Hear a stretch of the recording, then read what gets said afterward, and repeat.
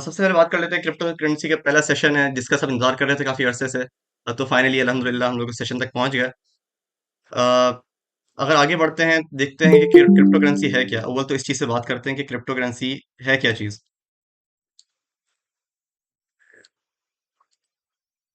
तो सबसे पहले तो ये बात होती है कि हम लोग जो अभी गुजर रहे हैं, जो हमारे पास करेंसी नॉर्मल करेंसी है वो पेपर करेंसी पे बात होती है। हम लोग पहले अगर हिस्ट्री की बात की जाए तो पहले गोल्ड्स पे हम लोग ट्रेडिंग करते थे। गोल्ड एज अ करेंसी इस्तेमाल होता था। उसके बाद फिर सिल्वर पे आया आहिस्ता आहिस्ता। उसके बाद फिर कॉइन्स पे आए जो एज अ गोल्ड होते थे, मतलब गोल्ड के कॉइन्स बनना शुरू हो गए थे। उसके बाद फिर हम लोग आ गए थे पेपर करेंसी पे। पेपर करेंसी के बाद हम लोग आ रहे हैं डिजिटल करेंसी पे। तो क्यों आ रहे हैं, क्या जरूरत है इसकी? तो फिलहाल तो इसकी बहुत ज्यादा जरूरत है। अव्वल तो एक वजह ये हो गई कि पेपर करेंसी को लेकर जाना, कहीं ले जाना एक बहुत मुश्किल काम हो जाता है। दूसरा ये कि लोग फिर बैंकिंग सिस्टम पे आ गए, मगर वो बैंकिंग सिस्टम पूरा सेंट्रलाइज सिस्टम है। अच्छा, सेंट्रलाइज सिस्टम का मतलब, सेंट्रलाइज सिस्टम मतलब कि बंदा किसी थर्ड पार्टी का सहारा ले रहा है। अब थर्ड पार्टी से मुराद, जैसे कि सपोज मैं किसी के साथ कोई ट्रेड करना चाह रहा हूँ, मतलब मैं किसी से कोई चीज खरीदना चाह रहा हूँ या कोई चीज बेचना चाह रहा हूँ। तो उसके अंदर बैंक थर्ड पार्टी आता है जो देखता है कि भाई मेरे पास कितने पैसे हैं और ये पैसे मैं किसको कितने पैसे दे रहा हूँ। वो सब बैंक हैंडल करता है। सही है, उसके लिए एक थर्ड पार्टी आ जा रही है। तो यहाँ पे पेपर करेंसी का सीन खत्म हो गया, डिजिटल करेंसी में जा रहा है। तो डिजिटल करेंसी तो बैंक भी है, मगर क्रिप्टो करेंसी फिर कौन सी डिजिटल करेंसी भाई? क्रिप्टो करेंसी एक ऐसी डिजिटल करेंसी है जो डिसेंट्रलाइज्ड है। डिसेंट्रलाइज का मतलब जिसके अंदर हमारे पास कोई थर्ड पार्टी नहीं है जो हमारे पैसों का हिसाब लगा रहा है कि भाई इसने इस बंदे को इतने पैसे दिए हैं। तो इस चीज का हिसाब रखने वाला कोई भी नहीं है। मतलब आप अपने पैसे सामने वाले को दे रहे हो बगैर किसी फीस कट होने के, कि भाई बैंक अगर एक बैंक अगर दूसरे बैंक में ट्रांसफर करता है पैसे तो उसकी फीस काटता है। तो इसमें कोई भी 1 रुपए की फीस नहीं कटती। आप on the spot with in a second जितनी अमाउंट दिल चाहे आप ट्रांसफर कर सकते हैं। ये हो गई डिजिटल करेंसी। अगर किसी को इसमें भी कोई प्रॉब्लम है तो पूछते रहना, साथ साथ में साथ साथ जवाब देता रहूंगा ताकि आपकी भी सही से समझ में आएगा और मुझे भी सही समझाने में मजा आएगा। अब बात कर लेते हैं बिटकॉइन क्या है। बिटकॉइन 2009 में एक अननोन पर्सन था, सतोशी नाकामोटो। जो क्रिप्टो में है वो काफी जानते हैं सतोशी नाकामोटो को। जो अननोन पर्सन है जिसके बारे में अभी तक कोई भी पता नहीं लगा पाया कि ये सतोशी नाकामोटो है कौन। इसने एक बिटकॉइन एक ऐसी करेंसी बनाई थी जिसमें इसने व्हाइट पेपर लिखा था। व्हाइट पेपर क्या होता है? व्हाइट पेपर होता है कि एक कॉइन के बारे में सारी डिटेल्स लिख देना, सारे स्मार्ट कॉन्ट्रैक्ट लिख देना, कॉन्ट्रैक्ट्स लिख देना समझ लो, जिसके अंदर बता दिया जाए कि भाई ये कॉइन इस तरह माइनिंग होगी इसकी, इस हिसाब से इसकी सप्लाई होगी, और जो जो चीजें होती हैं ये इसकी सिक्योरिटी होगी, इस तरह इसकी वैलिडेशन होगी। ये सब चीजें उसने लिख दी थी। उसके बाद चलते चलते आहिस्ते आहिस्ते जब ये आया था तो अराउंड 0 पॉइंट समथिंग डॉलर्स का था, और अभी तो 1 लाख डॉलर पे चल रहा है। तो ये एक और बिटकॉइन को क्रिप्टो करेंसी की दुनिया में फादर ऑफ करेंसी कहा जाता है, फादर ऑफ क्रिप्टो करेंसी कहा जाता है। मतलब अगर बिटकॉइन ऊपर गया तो मार्केट पूरी ऊपर गई, बिटकॉइन नीचे गया तो मार्केट पूरी नीचे गई। इथीरियम की बात करते हैं। इथीरियम क्या है? अच्छा, बिटकॉइन तो सिर्फ हमारे पास क्या था, सिर्फ एक ऐसी करेंसी हो गई कि जिसके जरिए लोग चीजें खरीदते बेचते थे, और मतलब लोग खरीद रहे थे और बेच रहे थे और कुछ भी नहीं था। फिर 2015 में हमारे पास आया इथीरियम। इथीरियम ने एक नया कॉन्सेप्ट इनिशियलाइज करवाया, जो थी डिसेंट्रलाइज्ड एप्लीकेशंस। अच्छा, डिसेंट्रलाइज्ड एप्लीकेशन क्या होती है? जितने भी हम लोग अभी एप्लीकेशन इस्तेमाल कर रहे हैं, अ, हमारे पास इंस्टाग्राम हो गया, फेसबुक हो गया, उसके अलावा व्हाट्सएप वगैरह, ये सारी जितनी चीजें हैं, ये सब सेंट्रलाइजेशन में, मतलब कोई ना कोई थर्ड पार्टी, कोई ना कोई तीसरा बंदा है जो हमारे सारे मैसेजेस को देख सकता है। जो भले इनक्रिप्टेड हो तो क्या हुआ, वो एटलीस्ट देख तो सकता है, मतलब उसके पास सारा रिकॉर्ड होता है हमारी बातों का, हमारी चीजों का। तो ये इथेरियम लेकर आया था डिसेंट्रलाइज एप्लीकेशंस, कि आपकी जितनी भी एप्लीकेशन होगी वो पूरी डिसेंट्रलाइज्ड होगी, जिसमें कोई भी थर्ड पार्टी इन्वॉल्व नहीं होगी आपकी चीजों में।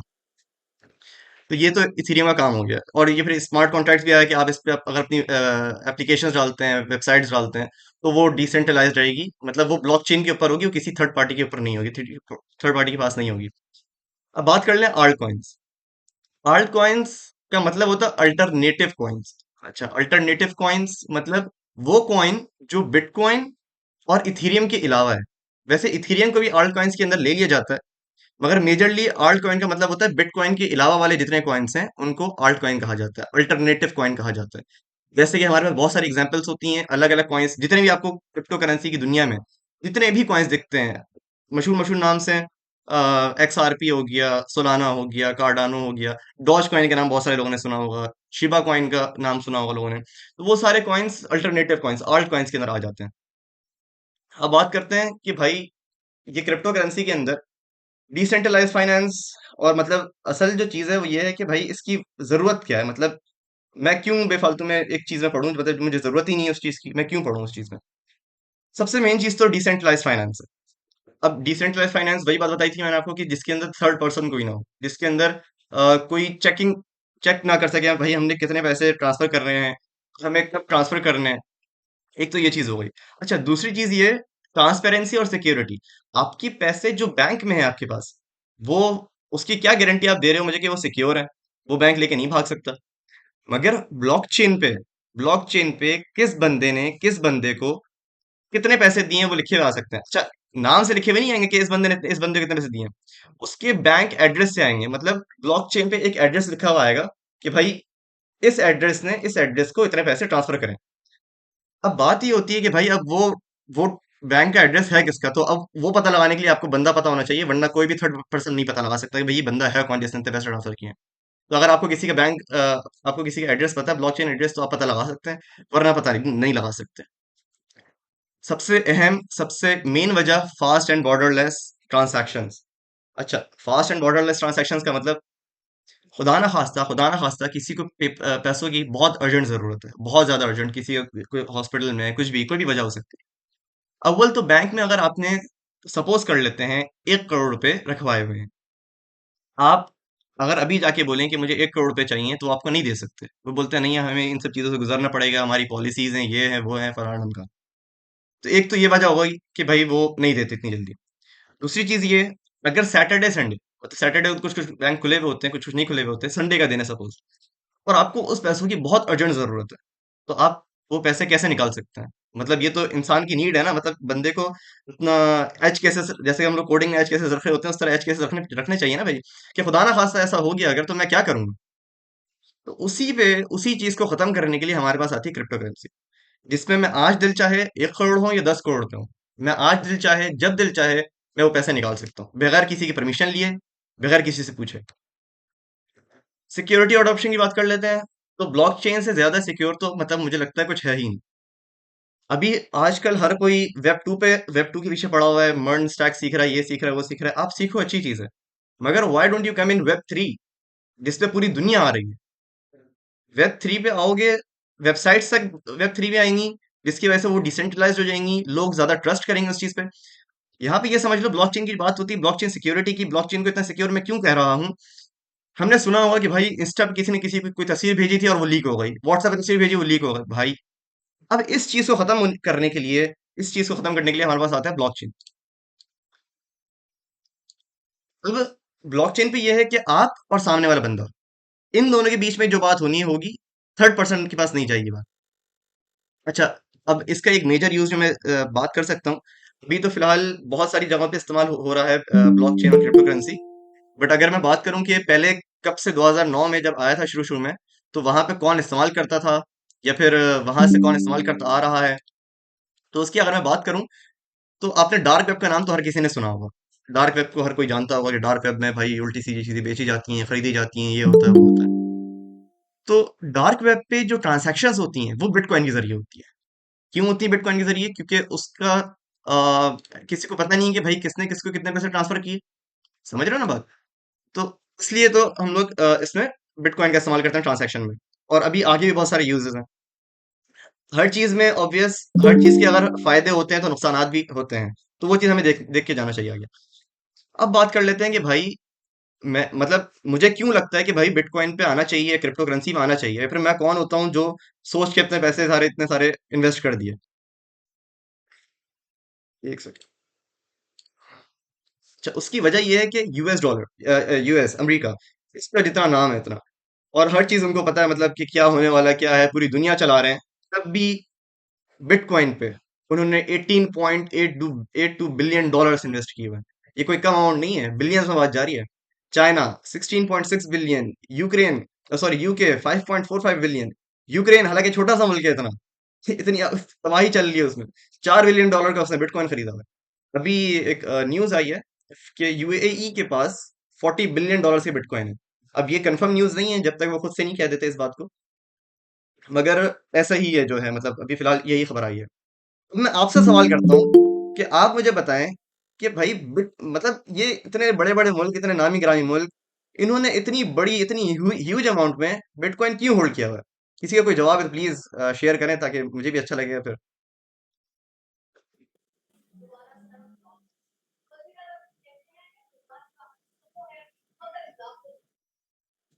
It could be a medium towards global currency. मगर क्यों कर रहे हैं?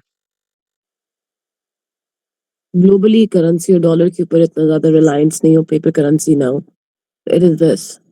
या एग्जैक्टली ऐसा ही है, अच्छी है तकरीबन, सही है, बेस्ट है। एक एक मेजर रीजन बताता हूँ।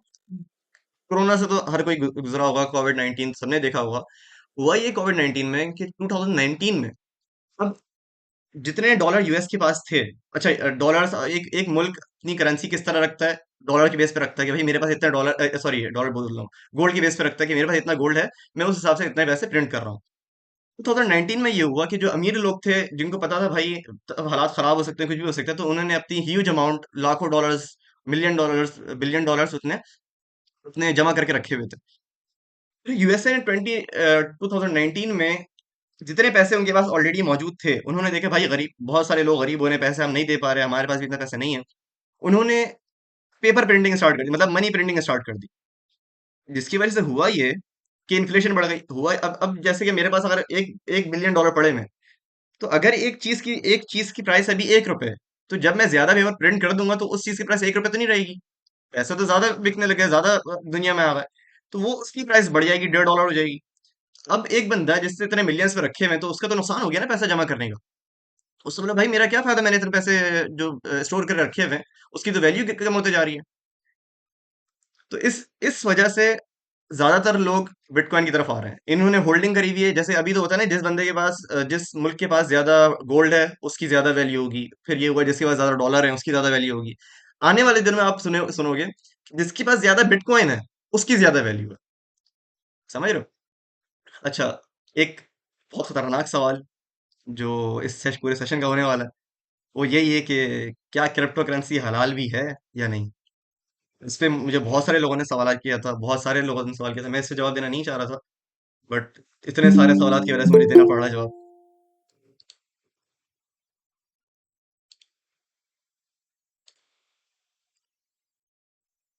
हम किसी भी चीज को अगर देखते हैं इस वे में कि वो हलाल है या हराम है, इस इस नजरिए को रखते हुए कि भाई वो ट्रेडिंग या पैसों में इस्तेमाल होती है, तो वो पैसों के हिसाब से कहीं सूद वगैरह तो नहीं है, वो हराम तो नहीं है। हम जो इतनी इन्वेस्टमेंट कर रहे हैं, इतनी ट्रेडिंग कर रहे हैं, वो हलाल है या हराम है, जाहिर है हर बंदे को होती है इस चीज़ पे बात।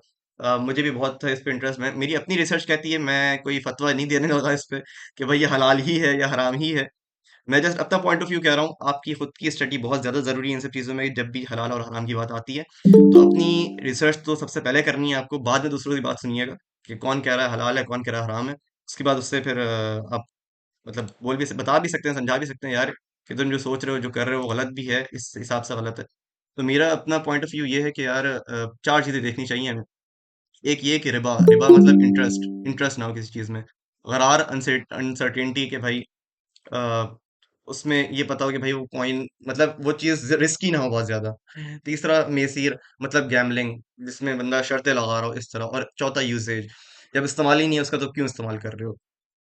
तो मेरी जो नॉलेज है, मेरी जो रिसर्च है वो बताती है, कहती है, मैं कोई फतवा नहीं देने लगा फिर बता रहा हूँ कि बाद में सब मुझे पढ़ रहे हो कि भाई ये क्या क्या है तुमने। मैं जस्ट अपना पॉइंट ऑफ व्यू बता रहा हूँ कि बात रही इंटरेस्ट की, तो इंटरेस्ट ब्लॉकचेन पे नहीं हो सकता। उसकी वजह ये है क्योंकि ये डिसेंट्रलाइज्ड है। डिसेंट्रलाइज्ड में आपने जो चीज़ डाल दी, कोई थर्ड पार्टी नहीं है उसमें जो वो आपके पैसों से कोई हराम का काम करे, कोई इंटरेस्ट आपको वापस दे। जस्ट यही है कि आपने जो पैसे खरीदे हैं, उस चीज़ की प्राइस जब ऊपर जाएगी तो आप बेचते हो उसे। ये आप इसी तरह समझ लें जैसे हमारे पास होते हैं स्टॉक स्टॉक ट्रेड्स होते हैं।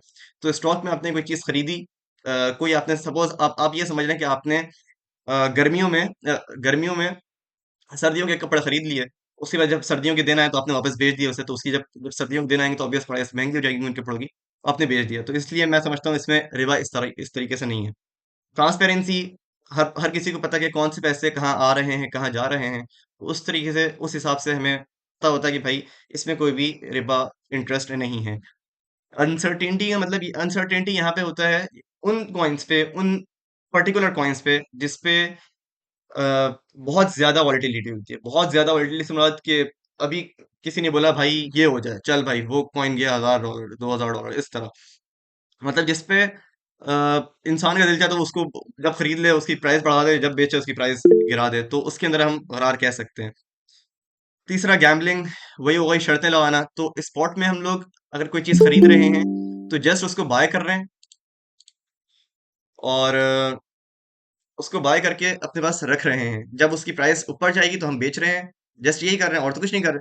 तो इसमें गैम्बलिंग नहीं आ सकती, मुझे ये लगता है। बाकी आप लोग इतनी रिसर्च करना, फिर से मैं फिर बता रहा हूँ। यूजेज, अब यूजेज में यूएई जो है, दुबई जो है, उसने अपने मतलब उनकी बहुत सारी कंपनीज यूएई में, उन्होंने जो सैलरीज हैं वो बिटकॉइन की सूरत में देनी स्टार्ट कर दी है। साथ साथ अगर मैं देखूं, amazon amazon हो गया, पेपाल हो गया, इन सब ने भी क्रिप्टो करेंसी अलाउ कर दी है। amazon ने तो कर दी है, पेपाल की आई थिंक कोई न्यूज आने वाली थी, आई डोंट नो आ गई नहीं आई है। तो amazon का तो कंफर्म है, amazon ने पेमेंट स्टार्ट कर दी है क्रिप्टो करेंसी में लेने के लिए। तो ये सब तो इसकी यूजेज हो गया भाई, हम लोग इस तरह इसको इस्तेमाल कर सकते हैं। चौथी चीज स्मार्ट कॉन्ट्रैक्ट, कि हम लोग वेबसाइट्स पे डाल सकते हैं, वेबसाइट की बेस पे हम लोग क्रिप्टो करेंसी स्टार्ट कर सकते हैं। गेमिंग, गेम्स होगा, गेम्स में मेटावर्स की अभी दौर दोबारा खत्म हो गया, फिर से आएगा कुछ दिनों में। तो उस वक्त भी हम लोग गेमिंग में क्रिप्टो करेंसी का इस्तेमाल करते हैं। अब आ जाते हैं आगे। सवाल ये अच्छा है बहुत कि क्रिप्टो करेंसी में क्यों इन्वेस्ट किया जाए। क्रिप्टो करेंसी में इन्वेस्ट किया जाए इसलिए क्योंकि, अच्छा, मैं बात करता हूँ कुछ क्रिप्टो ट्रेडिंग मार्केट्स की। तो हमारे पास टोटल 3 से 4 तरह, बल्कि 4 से काफी ज्यादा तरीके की मार्केट्स हैं, जिसमें से 4 मेजर जो मार्केट्स हैं वो है हमारे पास forex trading, stock trading, crypto trading और कमोडिटीज ट्रेडिंग। उसके अलावा भी बहुत बहुत सारी हैं। मैं फर्क बताता हूँ आपको। जो कमोडिटीज होती हैं उसके अंदर आप गोल्ड खरीदते हैं, गोल्ड, ऑयल, सिल्वर और ये सारी चीजें। स्टॉक में आप शेयर्स खरीदते हैं, हर कंपनीज के आप शेयर्स खरीदते हैं, तो उसको स्टॉक मार्केट कहते हैं। उसके बाद हो जाता है फॉरेक्स। फॉरेक्स ट्रेडिंग नाम सुना होगा आप लोगों ने, बहुत ज्यादा एड्स वगैरह आ रहे थे शुरू में। फॉरेक्स ट्रेडिंग क्या होती है?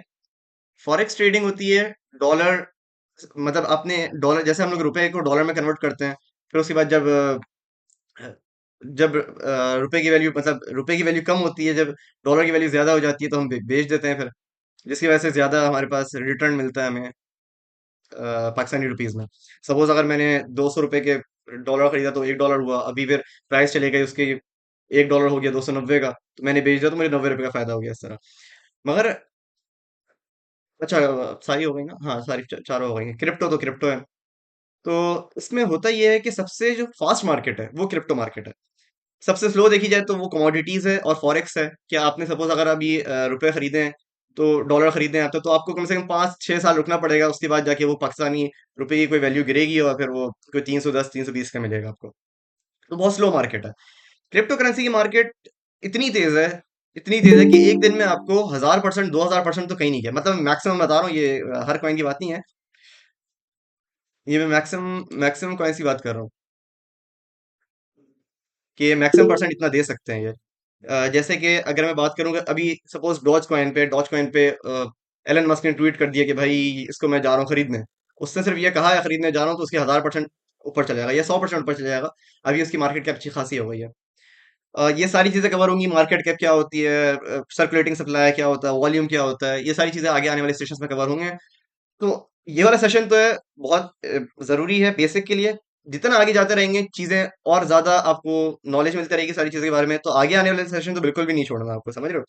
मतलब आगे जिस तरह लेवल आते रहेंगे, आपको मैंने चार्ट सिखाने हैं, कैंडल स्टिक सिखाने हैं, चार्ट्स क्या होते हैं, पैटर्न्स क्या होते हैं, कब बाय करना चाहिए, कब सेल करना चाहिए, कितना होल्ड करना चाहिए, ये सारी चीजें मैंने आपको बतानी है आगे, तो आगे तो बिल्कुल भी मिस नहीं करना। अच्छा, एक तो ये चीज हो गई। दूसरा हो गई इन्फ्लेशन, वही बात की मैंने कि जब पाकिस्तानी रुपए की पैसे वैल्यू खत्म हो जाएगी, मगर क्रिप्टो करेंसी की वैल्यू खत्म नहीं होगी, क्रिप्टो करेंसी की वैल्यू नहीं गिरेगी। उसके अलावा तीसरी चीज जो हमारे लिए, हम तो वैसे ही गरीब मुल्क है, तो हमारे पैसों की तो वैसी वैल्यू नहीं है कुछ। अगर हम अभी से ट्रेडिंग स्टार्ट करते हैं, सपोज आप ये समझ लो कि इंसान 4 साल यूनिवर्सिटी को दे रहा है, 4 साल यूनिवर्सिटी के साथ साथ अगर क्रिप्टो मार्केट में दे दे, तो 4 साल बाद वो साथ में जॉब भी कर सकता है, और 4 साल बाद ऐसा प्रो क्रिप्टो ट्रेडर हो जाएगा कि लोग उसको बुलाएंगे भाई तुम हमारे लिए हमारे पैसे रख लो, हमारे लिए ट्रेड करो तुम। खैर, तो इसलिए मैं समझता हूँ crypto market is the best for trading rather than stock. Stock पे मैं क्यों नहीं, मतलब स्टॉक भी अच्छी है, मैं गलत नहीं कर रहा किसी को, मगर स्टॉक के अंदर ये है कि एक दिन में मैक्सिमम 8% जाती है, या उससे ज्यादा 20% चली जाएगी, उससे ज्यादा नहीं, मतलब बहुत कम होता है, बहुत ही ज्यादा कम होता है कि इससे ज्यादा जाए। अ, और क्रिप्टो में तो ये मतलब रोज का मतलब अभी आज ही बिटकॉइन जो है पता नहीं 5% ऊपर गया था, और बाकी कॉइन्स उसके साथ साथ 20-20 30-30% ऊपर ऊपर गए थे और कुछ नीचे गए थे। आगे बात कर लेते हैं क्रिप्टो मार्केट साइकिल्स। अच्छा, मैं इस साइकिल को लेते हुए आपको चार्ट्स भी दिखाऊंगा। हेलो, जी जी, बोले बोले। आप चैट्स वगैरह भी देखते रहो जो मैसेजेस वगैरह हाँ, आते हैं। अच्छा, सॉरी सॉरी। हाँ, अच्छा, ये जो बीटीसी होल्ड किया है, वैसे जो बीटीसी होल्ड किया हुआ, ये जो मैंने आपको अमाउंट बताई है 18.82 बिलियन डॉलर यूएस की, तो ये सिर्फ यूएस की गवर्नमेंट ने होल्ड किया हुआ है। मतलब कि अव्वल तो उस दिन उन्होंने मना किया हुआ है कि यार हमने ये सब वो सब हम आगे खरीदने नहीं देंगे वगैरह वगैरह, मगर ये गवर्नमेंट ने, हम लोग ईटीएफ अगर पढ़ते हैं, अगर आप क्रिप्टो करेंसी में आए हुए हो, तो आपको ईटीएफ एक चीज होती है, उसके बारे में आगे डिस्कस करेंगे हम। इथीरियम ईटीएफ, बिटकॉइन ईटीएफ, इन सब के बारे में बात करेंगे। तो उसी हिसाब से आपको पता चलेगा भाई गवर्नमेंट के पास गवर्नमेंट ने कितना होल्ड किया हुआ है। या there are difference between profit and interest, या प्रॉफिट। अच्छा देखो, इसमें अगर मैं बात करूं तो एक एक ट्रेडिंग इस तरह की होती है जिसमें आपको इंटरेस्ट भी मिलता है। मतलब अगर मार्जिन ट्रेडिंग कर लो तो उसमें भी इंटरेस्ट मिलता है, और कुछ ट्रेडिंग ऐसी होती है जिसमें इंटरेस्ट का नाम नहीं लिया जाता है, मगर बैकग्राउंड में उसको उसका इंटरेस्ट ही हो रहा होता है, वो इंटरेस्ट बेस्ड ही काम हो रहा होता है। और अगर आप स्पॉट ट्रेडिंग करते हो, मैं दूसरी किसी ट्रेडिंग की बात नहीं करना चाह रहा, मैं जैसे स्पॉट की ट्रेडिंग बात करना चाह रहा हूँ। अगर स्पॉट पे आप ट्रेडिंग कर रहे हैं, क्योंकि मैं भी वही करता आ रहा हूँ 3 साल से।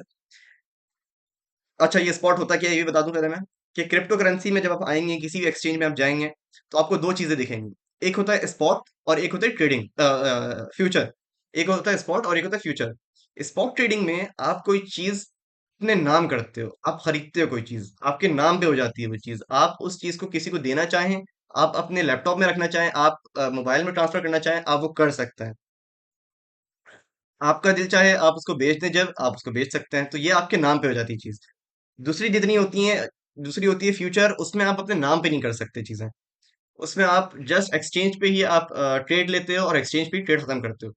तो स्पॉट पे जब आपके नाम पे हो जाती है चीज, तो मतलब वो आपकी मलकियत है, और मलकियत को आप खरीद, मतलब आप मलकियत को बेच सकते हैं, आपके पास जो चीज है आप वो बेच सकते हैं, आपके पास घर है, प्लॉट है, आप वो बेच सकते हैं। तो इस तरह वो आप प्रॉफिट कमाते हैं उससे, कि जब वो ऊपर चले जाती है प्राइस उसकी, because of some reason, because of उसकी जो कंपनी है वो काम कर रही है उस पे, तो उस बेस पे आप प्रॉफिट कमा लेते हो।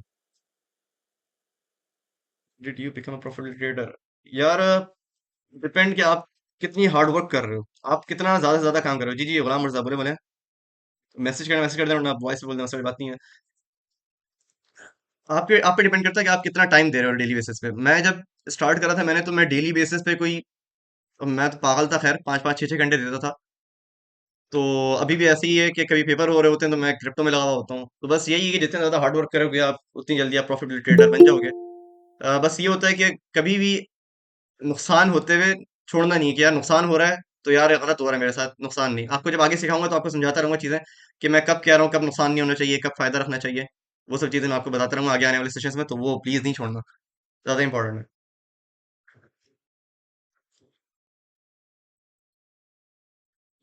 मैं ट्रेडिंग क्रिप्टो में करता हूँ। ट्रेडिंग ट्रेडिंग होती है, मैं वैसे क्रिप्टो में ट्रेडिंग करता हूँ, और मेरी इन्वेस्टमेंट तो खैर, मतलब मेरी इन्वेस्टमेंट अच्छी खासी है, आप अपने हिसाब से जितने इन्वेस्टमेंट लगा सकते हैं आप वो लगाएं। असल यही है कि भाई जितना, एक और चीज इसके ये है कि जो पैसे खोने का डर ना हो, समझ रहे हो, क्रिप्टो में बात कहा जाती है, जो पैसे खोने का डर ना हो, वो इन्वेस्ट करना, ताकि फिर ऐसा ना हो कि भाई लोग घर घर बेच बेच के लगा देते हैं पैसे, और फिर वो पैसे कुछ कुछ ऐसे कॉइन्स पे लगा देते हैं और पैसे जीरो हो जाते हैं। मेरी एक वीडियो है इस पे बनी हुई, कि किस तरह रिसर्च करते हैं कॉइन्स पे। आप आगे आने वाले जब चौथा या पांचवा सेशन होगा उसमें फंडामेंटल एनालिसिस सिखाऊंगा भी, तो वो मसले वाली बात नहीं है। वैसे मैंने एक कॉइन पे रिसर्च की थी, वेनार वेनार पे, तो उसकी वीडियो है वैसे। अनसर्टेनिटी क्या चीज, किस चीज, मतलब क्या चीज अनसर्टेनिटी है? और हाँ, अच्छा, बात कर लेते हैं किस किस बारे में बात हो रही थी। अच्छा, हाल्विंग इवेंट्स। तो ये हाल्विंग इवेंट्स होते क्या हैं? तो हाल्विंग इवेंट्स होते क्या हैं, हम इससे बात कर लेते हैं। अच्छा, क्रिप्टो करेंसी के अंदर जैसे मैंने बताया था आपको कि जब 2009 में बिटकॉइन लॉन्च हुआ था, बिटकॉइन आया था, तो उस वक्त ऐसा हुआ था कि जो बंदा था सतोशी नाकामोटो, तो उसने ये बात लिख लिख दी थी कि भाई हर 4 साल बाद इसकी हाल्विंग होगी। हाल्विंग का मतलब ये होता है कि सपोज, मैं सपोज बता रहा हूँ, एग्जैक्ट एग्जैक्ट अमाउंट नहीं है। सपोज 2012 में अगर आप 1 घंटा माइन करते हो तो आपको 1 बिटकॉइन मिल रहा है। तो फिर 2016 में क्या होगा कि आप जब माइनिंग करोगे तो पहले तो आपको 1 बिटकॉइन मिल रहा था 1 घंटे माइन करने पे। अभी आप 1 घंटा माइन करोगे आपको आधा बिटकॉइन मिलेगा। सही है। उसके बाद कब होती है ये?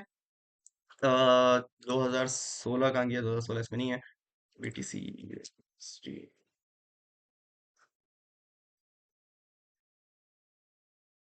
TC rupees.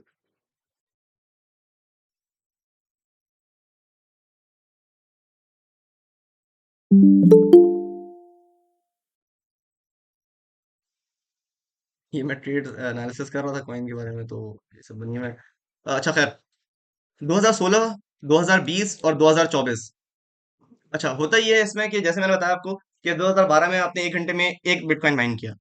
क्या होगा 2016 में जब आप आओगे तो आपको 1 घंटे में, अच्छा बिटकॉइन हाल्विंग होती है इसमें, तो आप 1 घंटे में आधा बिटकॉइन माइन करोगे। ठीक है, उसके बाद फिर ये 4 साल गुजर गए।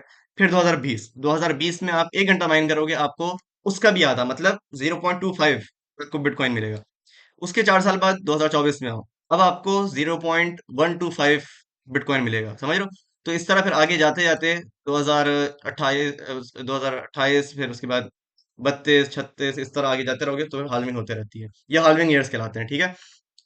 अच्छा, ये बहुत मेजर इवेंट्स होते हैं कि इसके बाद हम जब भी देखते हैं कि एक मार्केट ऊपर जाती है हाल्विंग के बाद, हाल्विंग ईयर के बाद, मतलब 2000, जैसे कि 2016 है, 2016 के एंड के बाद मार्केट ऊपर जाती है। 2017, 2020 है, 2020 के एंड के बाद मार्केट ऊपर जाती है। यहाँ पे तो खैर पहले से गई भी है। यहाँ पे भी हम देख रहे हैं ऐसी कुछ हो सकता है, पॉसिबल कि हम ऊपर जाएं, हो सकता है नीचे चले जाएं। 15 मिनट की बात है। ओके, समझ रहे हो बात? तो ये बात समझ में आई किसी को, या कुछ अभी सवाल आप पूछना हो तो कंटिन्यू कर प्लीज। लो मीटिंग, मैं दूसरी लिंक बना के भेजता हूँ। Okay okay. How much investment? यार मैंने वही बात करी शुरू में कि कितनी इन्वेस्टमेंट चाहिए होती है। तो इन्वेस्टमेंट आप आपके ऊपर डिपेंड करता है। आप 5 रुपए लगाएं, मतलब 5 रुपए नहीं, $5 लगाएं, $5 से स्टार्ट होती है।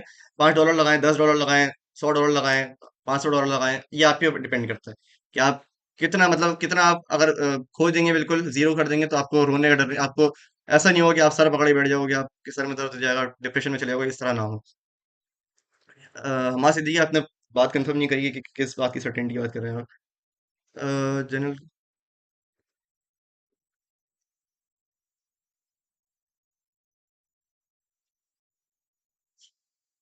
अच्छा, इसकी प्राइस कोई सेट नहीं करता, इसकी प्राइस डिपेंड करती है, प्राइस वो सप्लाई एंड डिमांड पे। अच्छा, सप्लाई सप्लाई एंड डिमांड से मुराद कि सपोज बिटकॉइन की बात की जाए तो बिटकॉइन की टोटल सप्लाई है $21 मिलियन, सॉरी 21 मिलियन।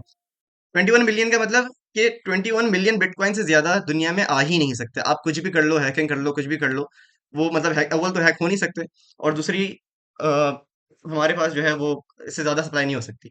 तो जब सप्लाई नहीं हो सकती तो मतलब कि डिमांड फिर अगर बढ़ी तो उसके प्राइस भी बढ़ जाएंगे। अब ये समझ लो आप कि आपके अभी मेरे पास 10 ग्लासेस पड़े हैं, 10 ग्लास पड़े हैं।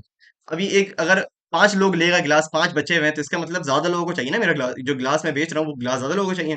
तो मैंने उसकी प्राइस 10 रुपए से करके 50 रुपए कर दी। एक बंदा और ले जाएगा, मैंने उसकी और प्राइस बढ़ा दी, फिर एक बंदा और लेगा, मैंने उसकी प्राइस और बढ़ा दी। तो होता ये कि ये किसी की प्राइस किसी के लिखे हुए पे नहीं चलता, ये इसकी प्राइस खुद बढ़ते रहती है डिमांड एंड सप्लाई पे। सप्लाई कम हुई, सप्लाई क्योंकि लिमिटेड सप्लाई है, डिमांड बढ़ती जाएगी तो प्राइस भी बढ़ती जाएगी।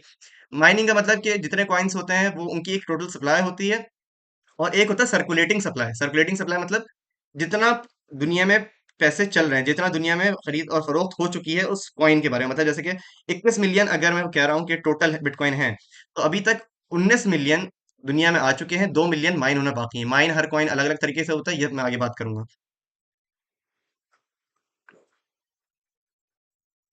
यार नहीं, अभी असल में आप डायरेक्ट बैंक ट्रांसफर नहीं करते, आप एक दूसरे पर्सन को भेजते हो अपने बैंक के जरिए ना, फिर वो आपको पेमेंट करता है, bank bank to bank payment करता है।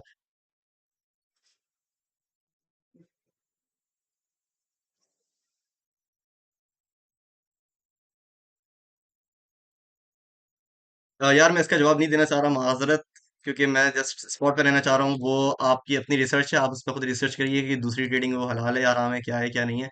तो मैं इस पर कुछ नहीं कह सकता। यार आप अगर स्टार्टिंग कर रहे हो, स्टार्ट आप $10 से कर लो, $50 से कर लो, डिपेंड ऑन यू, आप कितना सह सकते हो। यार अब हर किसी पे डिपेंड करता है ना। अब एक बंदा है जिसके लिए बाइक कुछ भी चीज़ नहीं है, और एक बंदा है जो फरारी लेकर रो रहा है। समझ रहे हो, एक बंदा जो बाइक को भी बहुत कुछ बोल रहा है, एक फरारी लेकर रो रहा है, तो बस ये बात समझ लो आप। दूसरी बात हो गई लॉन्ग टर्म साइकिल्स। अब लॉन्ग टर्म साइकिल्स की जहाँ पे आप खरीद लेते हो और काफी अरसे बाद फिर हो जाते हो बेचने के लिए। सपोज आपने यहाँ पे कोई कॉइन खरीद लिया इस जगह पे, ये तो नहीं, सपोज मैं यहाँ पे कॉइन खरीदता कोई, इतना पहले तो नहीं, चलो यहाँ पे मैंने कोई कॉइन खरीद लिया। मैं अगर उसको अभी बेचता तो मुझे 350% का फायदा होता, 330% फायदा होता। मतलब अगर मेरे ₹10 होते तो वो अराउंड तीन, कितना 3x हो गया ना, ये 3 10 30 3, मतलब 30 30 रुपए हो जाते हैं। अच्छा, आगे बात करते हैं शॉर्ट टर्म साइकिल्स। आपने अभी खरीदा, एक दिन के अंदर ही अंदर बेच दिया, अगले दिन बेच दिया, न्यूज इवेंट की वजह से बेच दिया, इस तरह। अब बात कर लेते हैं कि न्यूज किस तरह अफेक्ट करती है। जो ये थोड़ा फंडामेंटल एनालिसिस का हिस्सा है, पर मैंने सोचा मैं इसमें बता देता हूँ। उसकी वजह ये है ताकि थोड़ा बहुत समझ में आए ना आपको भी क्रिप्टो मार्केट चल कैसे रही है। अव्वल तो ग्लोबल रेगुलेशन। अभी जैसे कि हर मुल्क रेगुलेट नहीं कर रहा, सिर्फ अमेरिका कर रहा है, यूके कर रहा है, उसके अलावा बहुत सारे अलग अलग मुल्क हैं, यूएई है, यूक्रेन है, बहुत सारे मुल्क कर रहे हैं। पर कुछ ऐसे मुल्क हैं जो नहीं कर रहे।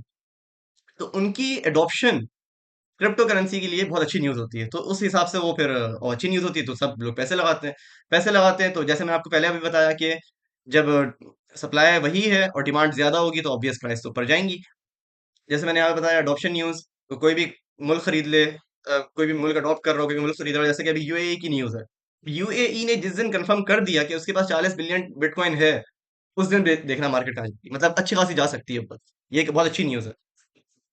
उसके अलावा सिक्योरिटी हैक्स। अच्छा, किसी भी कॉइन में कोई सिक्योरिटी हो, कोई सिक्योरिटी हैक हो जाए, तो समझो वो उस कॉइन के लिए आखिरी दिन होता है समझो। एक मेरे पास दो कॉइन थे जिससे मुझे नुकसान हुआ था बहुत ज्यादा। मैं वो हर चीज भी शेयर करूँ, ज़ाहिर है सिर्फ प्रॉफिट अच्छी चीज नहीं होती, नुकसान भी शेयर करना होता है, अच्छी चीज है। हमारे पास एक कॉइन होता था FTX USDT, अभी तो आ भी नहीं रहा। FTX FTT USDT, ये कॉइन कहाँ था और कहाँ पहुंच गया,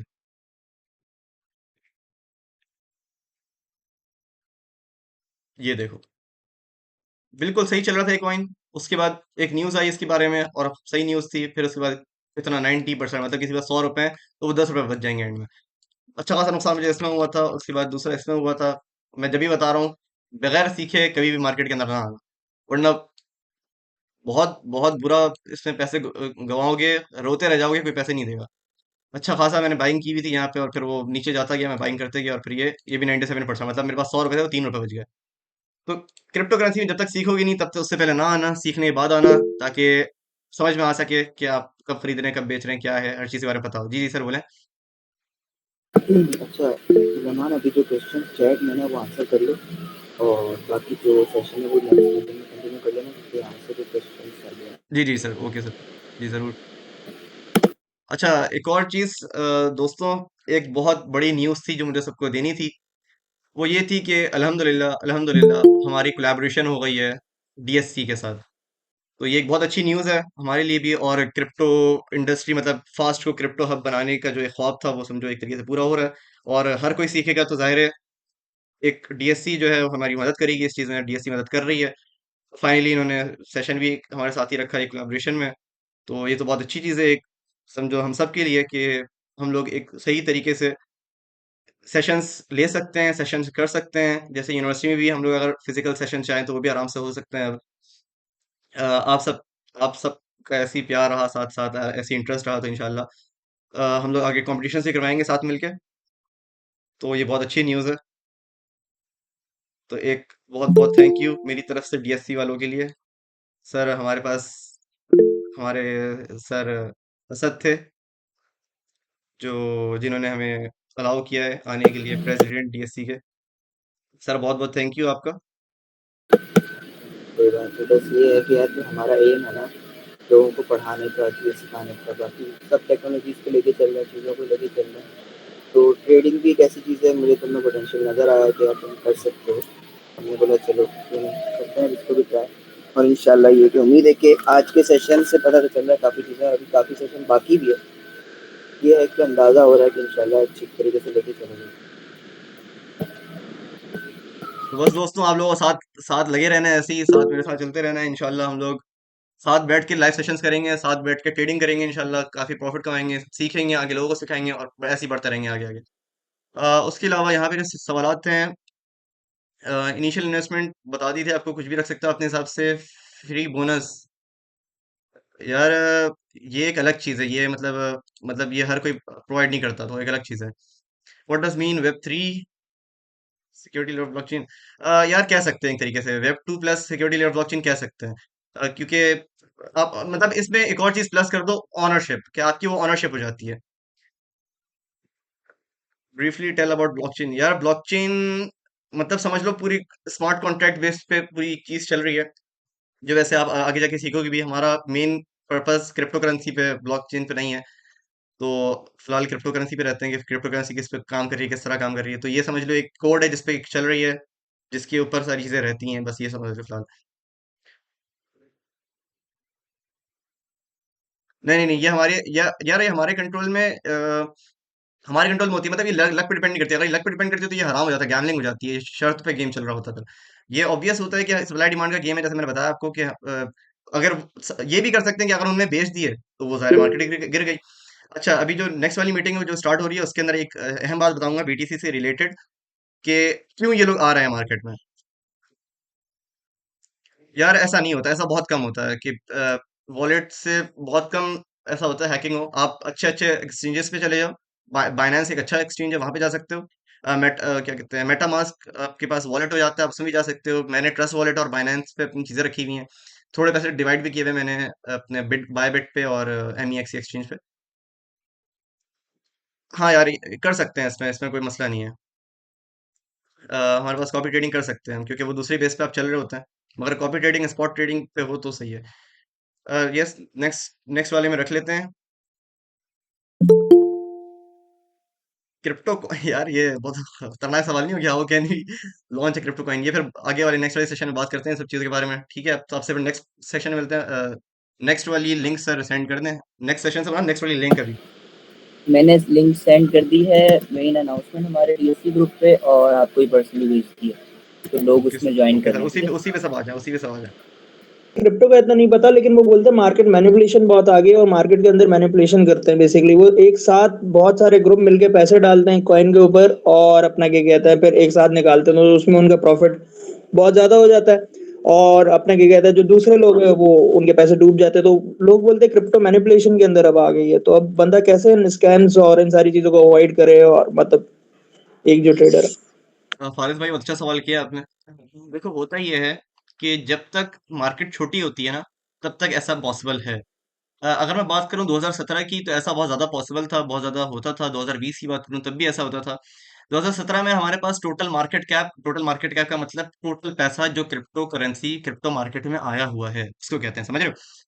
तो टोटल मार्केट कैप था उस वक्त अराउंड 750 बिलियन, बल्कि रुको, कमी था, 13 बिलियन। सही है, 13 बिलियन था 2017 में। जो हमारे पास जो मार्केट ऊपर गई, हमारे पास बुल रन आया, उसमें 600 बिलियन हो गया मार्केट कैप। तब थोड़ा मुश्किल हुआ था ये। उसके बाद 2020 में जो 2021 में जो हमारे पास बुल रन आया, उसमें मार्केट कैप हो गई थी 1.5 ट्रिलियन डॉलर्स। अभी हमारी मार्केट कैप चल रही है अराउंड 3 ट्रिलियन डॉलर्स। सही है। अच्छा, मार्केट कैप बताने का मकसद क्या था मेरा? मकसद ये था कि यार देखो, जितनी ज्यादा मार्केट होती है ना, उतना ज्यादा मुश्किल होता है मार्केट को ऊपर नीचे करना। सही है। अगर आप ट्रेडिंग कर रहे हो अपनी एनालिसिस पे, अपनी टेक्निकल एनालिसिस पे, आप अपनी ट्रेडिंग कर रहे हो अपनी फंडामेंटल एनालिसिस के हिसाब से, तो ऐसा बहुत मुश्किल होता है कि कोई कर सके इतनी आसानी से। बिटकॉइन में मैं समझता हूँ, बिटकॉइन में ऐसा होता है, एक्सचेंजेस बहुत सारे मिलकर करते हैं ऐसा। मगर ये चीज़ फिर हर हर मार्केट में होती है, ये चीज़ सिर्फ इस पे नहीं होती, वो हर मार्केट में होती है इस तरह। चले, ओके ओके, थैंक यू। सही है, तो कौन मसला नहीं, कौन मसला नहीं। यार पाई कॉइन के बारे में मैंने भी शुरू शुरू में सुना था, तो इस पे ऐसा मतलब मैं तो इस पे फिर मतलब इंटरेस्ट खत्म कर दिया, 2021 में ही खत्म कर दिया था मैंने फिर वो। तो मैं तो नहीं समझता इसको। खैर, अब आगे बात कर लेते हैं। हम बात कर रहे थे सिक्योरिटी हैक के बारे में, तो सिक्योरिटी स्क्रीन हैक पे शेयर नहीं हुई थी, स्क्रीन जी। शेयर कर लो। अच्छा अच्छा, सॉरी और सॉरी। रिकॉर्डिंग तो आई थिंक चल रही है।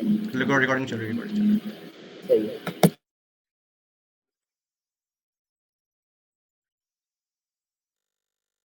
है। मैं कर नहीं सकता रिकॉर्डिंग। इशू आ रहा है।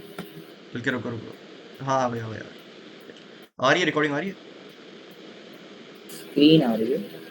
अब हाँ, स्क्रीन आपकी शेयर हो आ रही गई, है, अब आप ठीक है, कंटिन्यू सही कर सही। लो। मतलब वही स्क्रीन। अच्छा ठीक है, सिक्योरिटी हैक के बारे में बात की मैंने, एफटीटी के बारे में। तो उसके अंदर यही सिक्योरिटी का मसला था, मसला हो गया। उसके बाद लूना कॉइन में अच्छे खासे पैसे डुबाए मैंने। मतलब उसकी वजह ये थी कि यूएसडीसी उसने कॉइन लॉन्च किया था। लूना कॉइन बहुत ऊपर जा रहा था, बहुत उरूज पे था। उन्होंने अपना एक कॉइन लॉन्च किया, स्टेबल कॉइन, यूएस डीसी के नाम से था वो शायद, या एलयूएसडी के नाम से था, मुझे नाम कंफर्म नहीं है उसका। खैर, तो उसकी वजह से हुआ ये कि स्टेबल कॉइन का मतलब क्या होता है ये बताता हूँ पहले मैं। स्टेबल कॉइन वो कॉइन होता है जिसकी प्राइस, जिसकी वैल्यू $1 ही रहती है हमेशा। जैसे कि बिटकॉइन की वैल्यू $1 लाख है और बढ़ते रहती है, कम होती रहती है। दूसरे कॉइन्स बढ़ते, उनकी वैल्यू बढ़ते रहती है, कम होती रहती है। स्टेबल कॉइन वो कॉइन होते हैं जिसके जरिए हम मार्केट में पैसा लगाते हैं, जैसे कि यूएसडीटी, यूएस डॉलर $1 हमेशा एक ही डॉलर रहेगा, तो उसको स्टेबल कॉइन कहते हैं। तो उसके अंदर एक कोड की वजह से, जैसे मैंने तुम्हें अभी बताया आप सबको कि ब्लॉकचेन पे हमने कोई चीज अगर लिख दी, तो वो पत्थर की लकीर हो गई। समझ रहे हो? उसको आप मिटा नहीं सकते, उसको आप उसकी जगह आप उसके आगे नई चीज डाल सकते हैं, उसके आगे नया नोड आप इंसर्ट कर सकते हैं। मगर उसको जो आपने ऑलरेडी लिख दिया है उसको आप चेंज नहीं कर सकते। समझ रहे हो? तो इससे हम बहुत सारी चीजों को बचते हैं, जैसे कि अगर ब्लॉकचेन में कोई चीज जाती है, तो अगर आपने कोई मैसेज लिखा है तो आप उसको चेंज नहीं कर सकते, तो ये सब चीजें हो जाती हैं इसमें। तो इसी तरह अब जब उस बंदे ने कोड लिखा तो उसको नहीं पता था ये सब होगा। मगर जैसे ही उस कोड में एरर आया, तो उस $1 की, मतलब वो जो स्टेबल कॉइन था $1, उसकी वैल्यू $1 से कम होके हमारे पास हो गई $0.8, जिसकी वजह से लोगों का ट्रस्ट खत्म हुआ। और फिर जो है हमारे पास ये सीन हो गया। लोगों का ट्रस्ट जैसे ही खत्म हुआ हमारे पास, उस वैल्यू, डिमांड खत्म हुई मार्केट से, उसकी वैल्यू नीचे चले गई और वो फिर $0 तक चला गया था। अब बात कर लेते हैं क्रिप्टो मार्केट सेंटिमेंट्स की। मैं आपको अभी जो जो चीजें बता रहा हूँ वो जस्ट ओवरव्यू है हर चीज के बारे में। थोड़ा बहुत पता चल जाए क्या होता है क्रिप्टो करेंसी, किस तरह चल रही है, ताकि जो मेजर बात है, जिसको इंटरेस्ट होगा वही ऑब्वियस फिर नेक्स्ट क्लासेस में आएगा, नेक्स्ट सेशंस लेगा। और जिसमें हम बहुत अहम, बहुत ज्यादा इंपॉर्टेंट बात करने जा रहे हैं, बहुत बहुत ज्यादा इंपॉर्टेंट बात करेंगे। जैसे टेक्निकल वगैरह, फंडामेंटल्स वगैरह, पैसे कितने इन्वेस्ट करने हैं, किस तरह रेशियो रखना है, वो हर चीज हम लोग नेक्स्ट सेशन में करेंगे, तो वो उसमें आना ना भूलिएगा बिल्कुल भी। अब हम लोग बात करते हैं ये कुछ चीजें, जैसे फोमो क्या होता है। फोमो के फुल फॉर्म है फियर ऑफ मिसिंग आउट।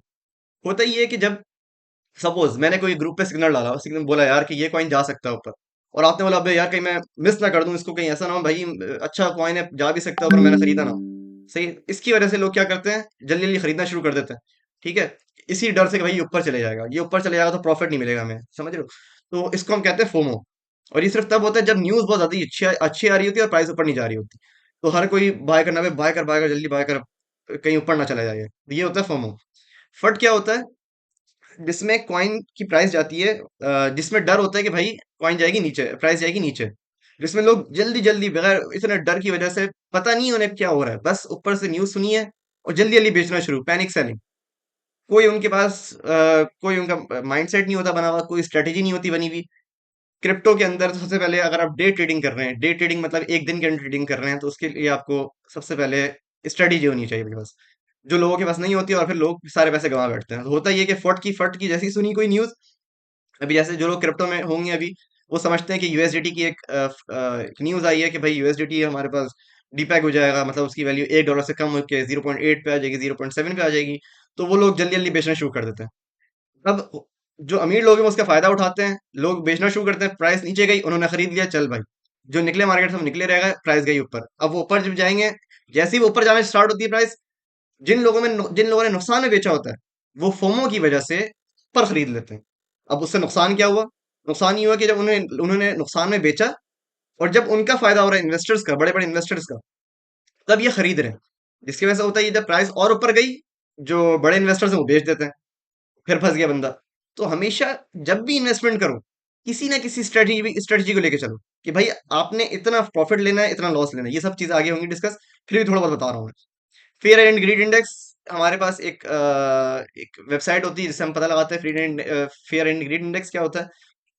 जिससे पता चलता है कि अभी पूरी मार्केट के अंदर कितने लोग डर रहे हैं कि भाई मार्केट नीचे जाएगी और कितने लोग बुलिश बोल रहे हैं मार्केट को कि भाई मार्केट ऊपर जाएगी। मतलब बाइंग और सेलिंग का रेशियो समझ लो एक तरीके से। अब ये कुछ एब्रीविएशंस हैं जो आपको याद करनी है अगली दफा के लिए। और ये सब चीजें आपको जब पता होंगी तो ही आप समझो क्रिप्टो मार्केट का हिस्सा है, क्योंकि आप हर जगह मतलब हर जगह ये लफ्ज इस्तेमाल इस्तेमाल होंगे। आप कहीं भी जाएंगे, कोई भी यूट्यूब पे वीडियो देखेंगे या कुछ भी देखेंगे, तो इन लफ्ज का इस्तेमाल बहुत ज्यादा होगा। एस एल स्टॉप लॉस मतलब स्टॉप लॉस मतलब कि आपने एक एक मिकदार अपनी लगा दी कि यार इस कॉइन पे मेरी इतनी प्रोडिक्शन है, ये इस लेवल पे इतना जाना चाहिए। अगर वो नहीं गया, अगर वो रिवर्स में चला गया, नीचे चला गया, तो इतना मैं नुकसान उसमें झेल सकता हूँ। सपोज 2%, 5%, 10% आपने लगा लिया, यार 10% या 5% नुकसान होगा तो कॉइन खुद ब खुद बिक जाए, उसको स्टॉप लॉस कहते हैं। टेक प्रॉफिट कहते हैं कि मार्केट ऊपर गई, एक लेवल पे गई, आपने बोला भाई यहाँ पे, यहाँ से इसको 2% प्रॉफिट मिल जाएगा तो मैं निकल जाऊंगा मार्केट से, उसको कहते हैं टेक प्रॉफिट। प्रॉफिट लेके निकल जाओ मार्केट से। होडल, होडल का मतलब क्या होता है? होडल की फुल फॉर्म होती है hold on for dear life. ये अपनी डियर लाइफ के लिए इसको होल्ड करो।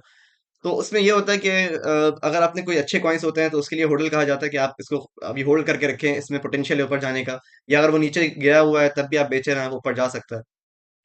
पंप देख लेते हैं। पंप का मतलब होता है कॉइन ऊपर जाएगा क्योंकि उसकी डिमांड बढ़ रही है। सही है, तो उसको पंप कहते हैं। डिमांड कम होगी क्योंकि सप्लाई तो वही है ना भाई, सप्लाई तो नहीं बढ़ रही है, कम हो रही। सप्लाई जब ज्यादा बढ़ती है किसी कॉइन की तो उसकी फिर वजूहात होती हैं कुछ जो लिखी जाती है, मतलब जो अलग अलग कॉइन्स होते हैं उस पर लिखी जाती है कि भाई ये वजह है इसकी सप्लाई इंक्रीज होने की। और डिमांड जब डिमांड कम हो जाती है तो डंप हो जाता है। डेक्स, डेक्स का आप नाम सुनेंगे काफी जगह। डेक्स मतलब डिसेंट्रलाइज्ड एक्सचेंज। डिसेंट्रलाइज्ड एक्सचेंज का मतलब वो एक्सचेंज जिसमें कोई थर्ड पार्टी ना हो। अच्छा, एक्सचेंज क्या होता है? Bank is also an exchange, समझ रहे हो? बैंक भी एक एक्सचेंज ही है, मगर वो सेंट्रलाइज एक्सचेंज है जिसमें थर्ड पर्सन है जो आपके पैसों का हिसाब लगा रहा है, जो आपके पैसों से इन्वेस्टमेंट कर रहा है अलग जगह। और आपको, जैसे कि बैंक तो ऐसा कर रहे हैं आजकल बहुत, कि भाई आपकी इन्वेस्टमेंट ली हुई है, आपने बैंक में पैसे रखे हुए हैं, भाई आपके स्टोर है, वो उस पैसे से अपनी क्या कहते हैं बिजनेस वगैरह कर रहे हैं। जब पैसे जरूरत होगी तो इतना पैसा होता है उनके पास कि 50% वो अपने पास उसमें रखते हैं, बिजनेस में, और 50% जो है वो यहाँ पे रखते हैं। किसी का कोई सवाल हो भी देख लूँ मैं।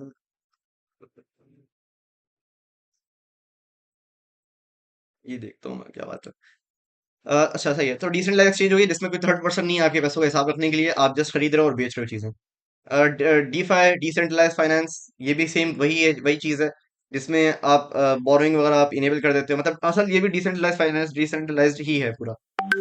एनएफए और डीवाईओआर, इसका बहुत ज्यादा इस्तेमाल होता है। एनएफए मतलब नॉट अ फाइनेंशियल एडवाइस।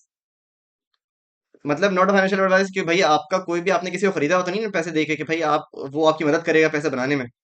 वो जस्ट बता रहा है आपको कि भाई जा सकता है ऊपर, ये जा सकता है नीचे, जो भी वो खुद कर रहा होता है वो बताता है। डू योर ओन रिसर्च, ये जरूरी होता है कि भाई अगर मैंने कोई रिसर्च करी, मैंने बताया, लोग खरीद लेते हैं फौरन, फिर बोलते हैं यार तुम्हारी वजह से नुकसान हो गया। तो नॉट अ फाइनेंशियल एडवाइस, किसी के लिए कोई एडवाइस नहीं होती फाइनेंशियल। जाहिर है, पैसे देके नहीं खरीद रहा कोई भी, ना आप ना मैंने आपको बताया, ना जो मैंने बताया आपको, ना आप उसका प्रॉफिट मुझे दोगे। ना, जब जब प्रॉफिट नहीं बांटे तो नुकसान क्यों बांटे? डू योर ओन रिसर्च, कि भाई मेरी रिसर्च गलत भी हो सकती है, आप अपनी रिसर्च जरूर करें। सवालात मजीद जिसके हैं वो भी डिस्कस करें, और कुछ अहम बातें जो चार्ट में हम बात करते हैं वो भी फिर डिस्कस करते हैं।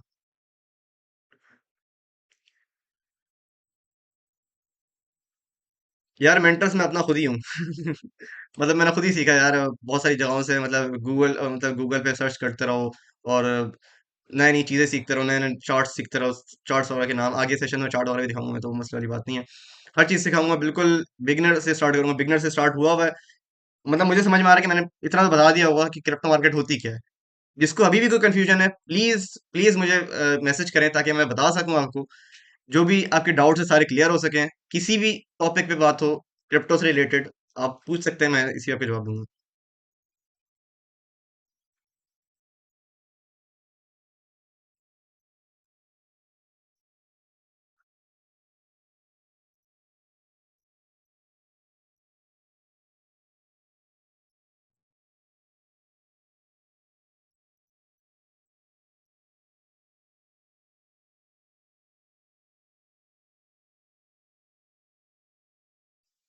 होता ये है कि सपोज एक जो प्लेटफॉर्म है ना, उसके अंदर ही लोग खरीदने वाले भी होते हैं, बेचने वाले भी होते हैं।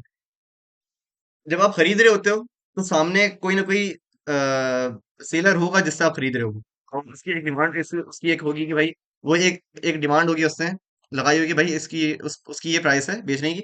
अगर आप उस प्राइस में बेच रहे हो तो वो मतलब अगर अगर वो उस प्राइस में बेच रहा है और आप उसी प्राइस में खरीदना चाह रहे हो तो आप फिर खरीद लोगे उससे।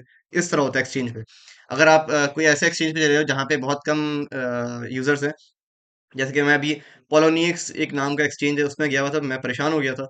उसमें इतने कम लोग थे कि मैंने अगर कोई बिड लगाई हुई है उसी करंट प्राइस से बेचने के लिए, तो खरीदने वाला कोई नहीं होता था। हाँ यार, यही वाली न्यूज़ चल रही है, यूरोप जो है यूएसडीटी को रिमूव कर देगा। असल में सीन वही हो रहा है, अपना यूएस डॉलर अपना अमेरिका जो है अपना यूएस लाना चाह रहा है ताकि वो पैसे रख सके। Yeah there is every yeah for everywhere there is a seller yeah. जब भी लोग बाय कर रहे होते हैं, यस, बाय वेल भी कर सकते हैं, बाय कोई भी बाय कर सकता है इसके अंदर। आप ऑब्वियस, जब जब कोई भी सेल नहीं कर रहा होगा तो फिर तो कोई भी बाय नहीं करेगा ना। मतलब अब ये समझ लो कि मैंने इस कॉइन के बारे में बताया, ये मार्केट नीचे जा रही है। उस वक्त मुझे इतनी स्टडी नहीं थी, स्टडी कम थी मेरी उस वक्त। मार्केट नीचे जा रही है, ट्रेंड लाइन तोड़ दी है इसने, मार्केट क्रैश हुई हुई है बुरी तरीके से। बहुत सारी बैड न्यूज है इसके लिए, पूरा ट्रस्ट खत्म हो गया लोगों से। ये नीचे जा रहा है, मैं खरीदे जा रहा हूँ उसको, नीचे जा रहा है खरीदे जा रहा हूँ। इस तरह मेरा नुकसान हुआ है इसमें।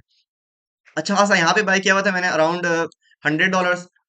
उसके बाद यहाँ पे कुछ बाइंग थी मेरी इस जगह पे, फिर ये ऊपर गया, मिला नहीं नहीं, और ऊपर जाएगा, नीचे आया, मिला ऊपर जाएगा, नहीं गया, फिर नीचे आया। मुझे पता नहीं था ये सब ट्रेंड लाइन वगैरह क्या होती है, तो इसलिए मैं बता रहा हूँ अभी कि पहले सीखना है उसके बाद आना, उससे पहले ना आना। ये नीचे गया मैंने खरीदा, फिर नीचे गया फिर मैंने खरीदा, तो इस तरह मुझे बहुत बहुत ही ज्यादा कोई नुकसान हुआ था। मतलब बहुत ज्यादा ह्यूज अमाउंट से नुकसान हुई थी। पीएनएल भाई, ये इस बात ही नहीं करो, ये गलत बात है। जी जी सर, मैं स्लाइड जरूर शेयर कर दूंगा इसमें। बाय माइनिंग कॉइन, नहीं सर, इस तरह नहीं होते। होता ये है कि आपके पास, जैसे आपने सुना होगा, ग्राफिक कार्ड की बहुत ज़्यादा ज़रूरत होती है। ग्राफिक कार्ड के ज़रिए लोग जो है माइन कर रहे थे बिटकॉइन। आपने सुना होगा 2021 में ग्राफिक कार्ड बहुत ज़्यादा महंगे होगा क्रिप्टो की वजह से, माइनिंग की वजह से। तो होता ये है, अच्छा बात सुनो मेरी अभी। मेजर जो इस चीज़ पे टॉपिक होगी, जो जो टॉपिक है उससे बात आगे होगी, पर अभी थोड़ा सा मैं बता दे रहा हूँ। जो हमारे पास माइनिंग होती है ना, वो कई तरीकों से होती है। ठीक है, कुछ होते हैं कुछ हमारे पास जो सिक्योरिटीज होती हैं वो भी इसी में आ जाती हैं, जैसे कि प्रूफ ऑफ वर्क हो गया, प्रूफ ऑफ स्टेक हो गया, प्रूफ ऑफ रेपुटेशन हो गया, और इस तरह बहुत सारी प्रूफ्स हैं हमारे पास। जिसमें से अगर मैं बात करूं बिटकॉइन किस पे काम करता है, तो बिटकॉइन काम करता है प्रूफ ऑफ वर्क पे। प्रूफ ऑफ वर्क का मतलब कि जिसके अंदर हमारे पास जो जो पावरफुल कंप्यूटर्स होते हैं, वो कंप्यूटेशनल पावर की वजह से उसको माइन करते हैं। मतलब ये समझ लो कि वैलिडेट करते रहते हैं, आगे नए नए ब्लॉक्स बनाते रहते हैं कि भाई उसकी जो हमारे पास इंक्रिप्शन होती है, सही है, समझो एक नई इंक्रिप्शन बना रहे होते हैं प्राइवेट की के साथ। तो उसको हम प्रूफ ऑफ वर्क कहते हैं, उसको हम माइनिंग कहते हैं, जो बिटकॉइन के अंदर होती है। दूसरे दूसरे कॉइन में अलग अलग तरीके से होती है। कुछ में स्टेकिंग के जरिए होती है, कुछ में हम लोग रेपुटेशन की वजह से होती है। ये सब चीज़ों के बारे में आगे बात करेंगे। अच्छा हाँ यार, इस बारे में बात करनी थी, मैंने वो क्वेश्चन में लिखा हुआ था, मैंने देखा था। तो यार ऐसा नहीं होता यार, ऐसा पता नहीं आपने कहाँ से सुना, क्योंकि ऐसा डायरेक्ट डायरेक्ट आप क्रिप्टो में पैसे नहीं डाल सकते। आप पैसे अगर डालोगे तो आप किसी को पैसे देते हो एक्सचेंज में ना, वो फिर आपको वापस पैसे देता है। मतलब आप किसी को, सपोज मैं हूं, अगर सपोज एक नॉर्मल पर्सन मैं हूं, तो अगर आपको बाय करना है तो मैं अपने अकाउंट, बाइनेंस अकाउंट से आपके बाइनेंस अकाउंट में डालूंगा, और जो पैसे होंगे वो आप पैसे मेरे बैंक अकाउंट में डाल दोगे। तो बस ये सिंपल सा किसी है, मतलब इसमें कोई ऐसी कोई चीज़ है ही नहीं जिसकी वजह से वो पकड़ा जाए, कुछ इस तरह हो। किसको क्या पता भाई, मैंने सामने वाले बंदे ने मुझे पैसे दिए हैं, किसी भी चीज़ के पैसे दिए हों, घर गाड़ी खरीदी मैंने उसके पैसे दिए। यार खुद माइनिंग अब हर कॉइन का अलग अलग होता है, जैसे कि अभी वेनरी कॉइन है, तो वेनरी कॉइन प्रूफ ऑफ रेपुटेशन में काम करता है। इथेरियम प्रूफ ऑफ स्टेक पे काम करता है। बिटकॉइन प्रूफ ऑफ वर्क पे काम करता है। प्रूफ ऑफ मतलब अलग अलग कॉइन के हिसाब से अलग अलग चीजें होती हैं। आप माइनिंग कर सकते हैं, बिटकॉइन पे माइनिंग कर सकते हैं आप। कुछ वेबसाइट्स होती हैं, कुछ तरीके होते हैं अलग अलग, मुझे उसका आइडिया नहीं है माइनिंग का, क्योंकि उसमें बहुत ज्यादा इन्वेस्टमेंट चाहिए होती है, और अब तो नुकसान भी होता है। बल्कि अगर आप इन्वेस्टमेंट करने बैठो तो आपका नुकसान, आपका ग्राफिक कार्ड जल जाएगा, माइनिंग नहीं हो पाएगी। यार लूना पर केस हुआ था, उससे पहले तो मसला तो कुछ और था ना। उससे पहले मसला हमारे पास यूएसडीसी के नीचे क्रैश होने का था, 0.8 पे आने का। यार ये सब चीजें गलत बात नहीं। चलिए ये, अच्छा इस चीज पे मैं सोचा था आगे बात करूं, पर अगर अभी ऑडियंस अच्छी खासी तो मैं बता दूं।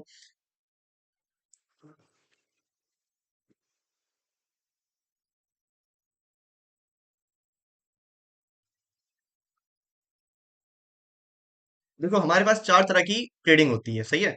सबसे पहले समझ लो, एक होती है लॉन्ग टर्म, जिसको हम कहते हैं पोजीशन, पोजीशन ट्रेडिंग भी कहते हैं, सही है। तो ये होती है कि आपने खरीद लिया, आपने खरीदने के बाद आपने बोला, सोचा हुआ है यार, मेरे जब बच्चे बड़े हो जाएंगे उसके बाद मैं बेचूंगा या घर खरीदूंगा 10 साल बाद। तो ये हो गई long term position trading, long term trading की आपने सोचा हुआ है यार, आपको इतनी फिक्र नहीं होती उसकी। आपने वो पैसे सपोज आपने बैंक में रखने की जगह आपने पैसे क्रिप्टो में डाल दिए, उसको हम कहते हैं पोजीशन ट्रेडिंग या फिर लॉन्ग टर्म ट्रेडिंग, कि जब वो ऊपर जाएगा तभी बेचेंगे, क्योंकि ऑब्वियस बैंक में पैसे पड़े हुए हैं, तो इसी तरह पैसे पड़े हुए रहते हैं। उसके बाद बात कर लेते हैं स्विंग ट्रेडिंग की। सही है। स्विंग ट्रेडिंग क्या होती है? स्विंग ट्रेडिंग ये होती है कि आपने कोई चीज 6 मंथ या फिर 1 साल के लिए आपने बाई करी करी हुई है, और फिर आपने टारगेट लगाया हुआ है, यार ये 6 साल 6 महीने, सॉरी 6 साल बोल दिया मैंने, 6 महीने या 1 साल के अंदर इस जगह पे इस लेवल पे पहुंच जाएगी। तो जो आपने ये चीज लगा दी है इस टाइम पीरियड के अंदर, तो उसको हम कह देते हैं स्विंग ट्रेडिंग, जो 6 महीने से और 1 साल के दरमियान होती है। उसके बाद आती है डे ट्रेडिंग। डे ट्रेडिंग ये होती है कि जिसके अंदर, which type of app? Day trading ये होती है कि जिसके अंदर आप डे के हिसाब से ट्रेडिंग करते हो, मतलब एक दिन के अंदर ही पैसे लगाए और पैसे निकाल के फिर निकल गए। मतलब पैसे लगाए आपने, सपोज आज सुबह मैंने पैसे लगाए, मैंने अपना प्रॉफिट टारगेट लगा दिया, मैंने अपना सेल टारगेट लगा दिया कि भाई इस प्रॉफिट पे हिट हुआ तो खरीद लूं, इस प्रॉफिट पे हिट हुआ सेल के लिए तो बेच दूं। और इसकी टाइम लिमिट होती है अराउंड, समझ लो 1 डे से, कुछ लोग 3 डेज भी कहते हैं, कुछ लोग 1 वीक भी कहते हैं। तो ये आप पे डिपेंड करता है आप कितनी लंबी कर रहे हो। फिर होती है स्कैल्पिंग, सही है। स्कैल्पिंग क्या होती है? स्कैल्पिंग ये होती है कि वो होती है 5 मिनट चार्ट पे। 5 मिनट चार्ट से मुराद कि सपोज अगर मैं कोई कॉइन खरीद लेता हूँ, देख लेता हूँ यहाँ पे, ये कॉइन है हमारे पास वेनरी, ठीक है। ये मैंने खोला हुआ है। अच्छा, ये सब मैं बात करूंगा कि भाई ये चार्ट क्या है, ये कैंडल क्या है, ये सब ये हम लोग बात करेंगे नेक्स्ट वाले सेशन में। उसकी मैं टाइमिंग वगैरह आज ही डाल दूंगा, आज या कल तक मैं इंशाल्लाह टाइमिंग वगैरह डाल दूंगा कि सेकंड सेकंड कब लेंगे हम। उसके उसमें हम लोग चार्ट्स वगैरह और कैंडल्स वगैरह के बारे में तफसीली बात करेंगे। आज जस्ट मैं बता दे रहा हूँ क्या होती है चीज़ें, बाकी तफसीली बात उस वाली वीडियो में करेंगे इस सब चीज़ों पे। ये जो एक कैंडल है, ये जो एक कैंडल आप देख रहे हो यहाँ पे, ये जो एक एक कैंडल बनी हुई है, ये कैंडल क्या चीज़ है? ये जो कैंडल है ये क्या चीज़ है? जैसे मैंने यहाँ पे 1 डे खोला हुआ है, तो मतलब ये एक कैंडल एक दिन का टाइम, एक दिन का बारे में बताइए कि एक दिन, कौन से दिन? 1 अक्टूबर को। 1 अक्टूबर को ये कॉइन, ये यहाँ से एंटर हुई मार्केट, मैक्सिमम इतनी गई, मिनिमम इतनी गई, बिल्कुल यहाँ तक, ये जो निशान पड़ा हुआ है यहाँ तक, और फिर इस जगह पे क्लोज हो गई। समझ रहे हो? मतलब ये पूरी जो एक कैंडल है ये हमें बता रहा है 1 डे के बारे में, कि एक दिन में कॉइन के साथ, कॉइन के प्राइस के साथ ये हुआ है। अब मैं इसको कर लेता हूँ थोड़ा कम, जैसे मैंने खोल दिया इसको 5 मिनट। 5 मिनट में, 5 मिनट में इसका क्या मतलब? 5 मिनट का मतलब जो कि ये जो कॉइन, ये जो कैंडल है, ये एक कैंडल 5 मिनट के बारे में बता रही है। समझ रहे हो बात? जो पहले हमने खोला हुआ था वो था 1 डे का, तो एक एक कैंडल 1 डे के बारे में बता रही थी। ये खोल दिया हमने 5 मिनट का, तो ये एक कैंडल 5 मिनट के बारे में बता रही है। जैसे देखो 5 मिनट पूरा होने वाला है, 2-3 सेकंड बाद नई नई कैंडल बन जाएगी अभी। तो बन जा, कहाँ गई, भूल गया लग रहा है पता नहीं, कैंडल नहीं बनी, खैर। ये तो बन गई, बन गई। ये देखो नई कैंडल आ गई, ठीक है। तो ये होता है, खैर। तो ये हो गए हमारे पास चार्ट्स पैटर्न्स, हमारे पास कैंडल्स ये हो गए, ठीक है। अब चार्ट्स ये होते हैं, ये सारी जो हमारे पास जो चीजें दिख रही हैं, सारे जो कैंडल्स का मजमुआ बना लो, या फिर मतलब बहुत सारे कैंडल्स एक साथ हो जाती हैं तो फिर हमारे पास उसके चार्ट्स बन जाते हैं, मतलब टोटल कॉइन की क्या प्राइस चल रही थी, क्या है। तो वो सब हमारे पास चार्ट्स के जरिए पता चलती है।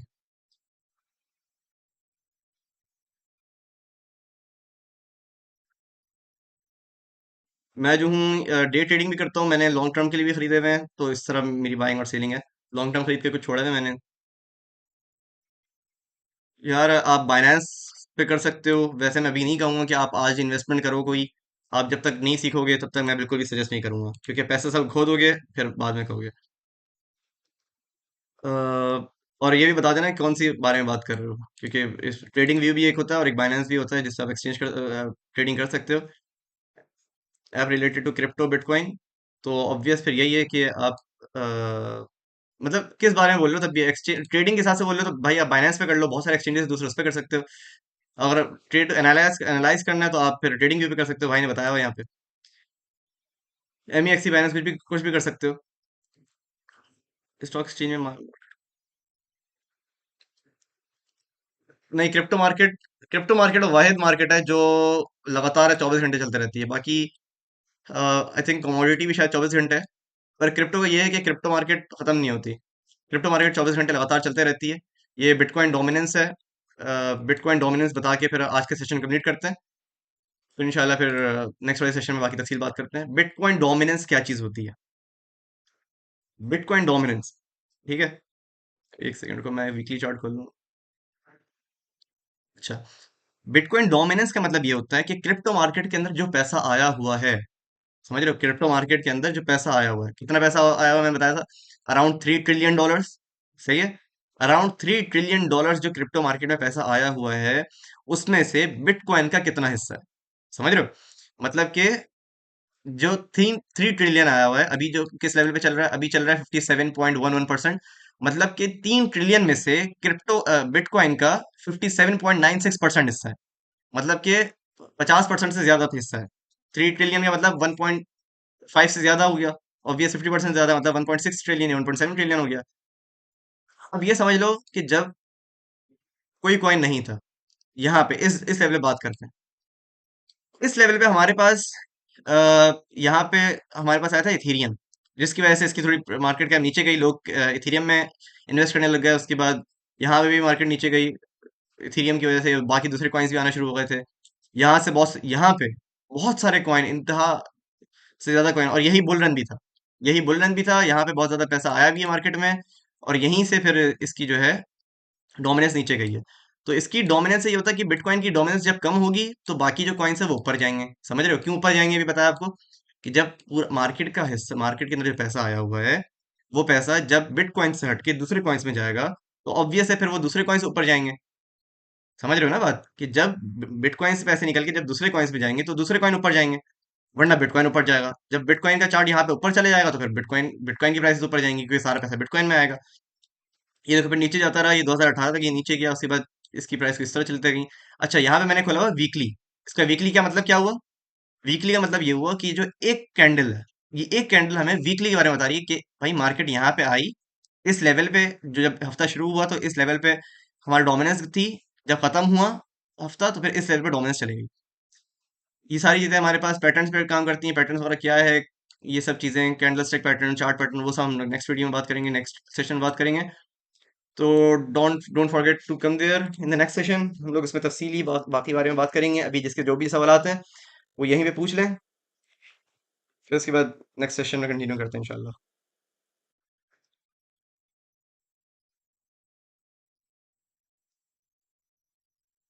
यार मैं इस पे इतना यकीन नहीं करता कुछ भी, मैं इसको इतना कुछ सही समझता भी नहीं हूँ, तो इसलिए मैं, मेरी इतनी रिसर्च नहीं है इस पे। आप फिर भी रिसर्च कर लेना कि भाई ये ठीक भी है या नहीं है।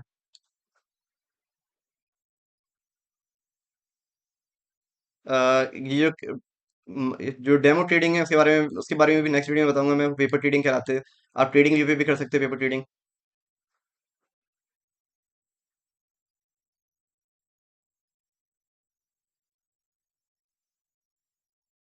यार मेरा नाम अब्दुलरहमान आज़म है। I am from fast Karachi, doing bachelors in artificial intelligence. अभी थर्ड सेमेस्टर कंप्लीट हुआ, फोर्थ सेमेस्टर में गया हूँ। I was doing crypto trading since 3 years ago, मतलब 3 साल तो ख़त्म नहीं हो गए। 3 साल से ज़्यादा हो गए मुझे क्रिप्टो ट्रेडिंग करते हुए। और अभी बियर मार्केट से भी गुजर के आ चुका हूँ मैं सब कुछ, तो काफ़ी अच्छा एक्सपीरियंस रहा क्रिप्टो मार्केट में। तो इसलिए मैं चाहता हूँ कि यार सभी आएँ, ताकि एक फास्ट को हम लोग as a crypto trading hub बना दिया जाए, जिसमें अगर हम लोग बात करें कि भाई क्रिप्टो करेंसी के बारे में क्या चल रहा है मार्केट में, तो उसके बारे में हर किसी को पता हो। कोई ऐसा ना बात करे कि भाई ये क्या चीज़ होती है। या क्रिप्ट इसकी पीडीएफ सेंड कर दी जाएगी, कोई मसले वाली बात नहीं है। रिकॉर्डिंग भी मैं शेयर कर दूंगा, उसकी भी टेंशन ना लो। तो सारी चीज़ें मिल जाएंगी इंशाल्लाह उसी पे। और किसी के कोई सवाल हो तो प्लीज़ पूछ लें, कोई मसले वाली बात नहीं है, बिला झिझक पूछ लें। नेक्स्ट चीज़ों के बारे में बताता रहूँगा, बहुत सारी अपडेट्स आने वाली नई नई। असद भाई भी हमारे साथ ही हैं इंशाल्लाह, तो वो भी हमारे साथ फुल कोऑपरेट कर रहे हैं। बल्कि अब तो पूरा ये तो क्रिप्टो जो सोसाइटी है तो डीएससी का हिस्सा ही बन गई है अब, कोलैबोरेशन में। तो समझो एक ही है, ये पूरी चीज़ एक ही है। तो साथ में बहुत सारे इवेंट्स लाने हैं, बहुत सारे, अगर अगर इंटरेस्ट रहा लोगों का, अगर लोगों का इंटरेस्ट रहा तो फिर ये समझ लो कि फास्ट में ट्रेडिंग चैलेंज भी रखा जाएगा। समझ रहे हो बात? जिस तरह कॉम्पिटिशन होता है ना कि हमारे पास कोडर्स कप हो गया, ये सब चीज़ें हो गई, दूसरी चीज़ें हो गई, तो इसी तरह अगर लोगों का इंटरेस्ट रहा और लोग सीखना चाहे, लोग इसी तरह सीखते रहे, तो इसका फिर ट्रेडिंग चैलेंज रखेंगे। फास्ट इस्लामाबाद में भी ट्रेडिंग चैलेंज हुआ था, तो इधर भी फिर ट्रेडिंग चैलेंज रखा जाएगा। ठीक है, बहुत मजा आएगा आगे। सही है, मुझे भी बहुत अच्छा लगा सबको पढ़ाने में, सबके अच्छे रिस्पॉन्स से, सब अच्छा पढ़ना चाह रहे थे, तो मुझे भी अच्छा लगा पढ़ाने में। ऐसे ही आगे आगे पढ़ते रहेंगे, इंशाल्लाह आगे बढ़ते रहेंगे साथ साथ। तो जितना मजा अकेले बढ़ने में नहीं आता, उतना सबके साथ बढ़ने में आता है। ठीक है बॉयज। यार अभी फिलहाल ये समझ लो कि दो तीन सेशन रख लो, दो तीन सेशन कर लेते हैं।